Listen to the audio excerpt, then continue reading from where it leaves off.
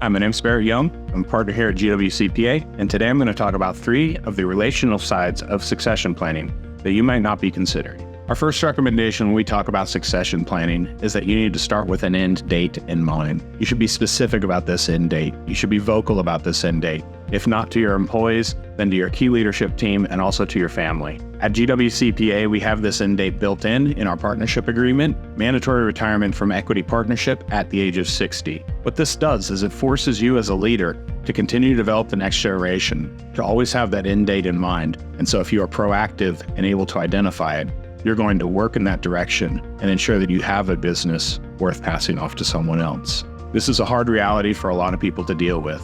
We don't want to think about the end of our careers, but the truth is that you are going to need a succession plan. If you are upfront with it, proactive, and have the date set in mind, you will be working towards that rather than surprised by it. This date for succession planning is not overpromising. This isn't telling someone the first day that they're in the company, this company is going to be yours someday. It is about building a company that's worth passing off to another generation. It is about identifying processes that shore up some of our weaknesses so that when we leave, the company still exists. Number 2, succession planning is not only about owners. There are key employees in your business, whether they have said so or not, are going to time their retirement based off of a successful or failed succession plan. The ideal situation is to discuss this with those key leaders, find out what their plans are, when they see themselves retiring, when they see themselves staying on, and get commitment from them and work towards their replacement as well. If you retire as a business owner and you also have key operating officers, key salesmen in your team, key administrators in your team, all retiring at the same time, the business is going to collapse. We need to be identifying those roles, training up replacements for those roles, leading up to that end date that you've selected for your own retirement.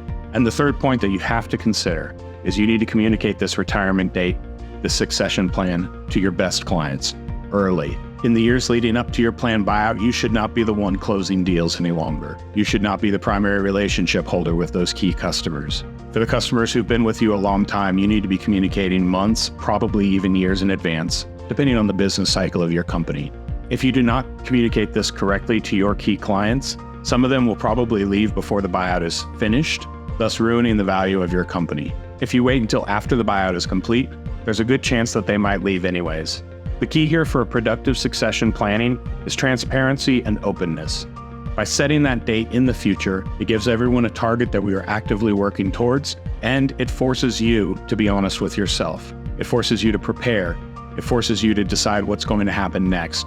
It also gives the next generation a date that they can work towards so that they do not have to worry about if they're going to invest all this time into something that never actually passes to them.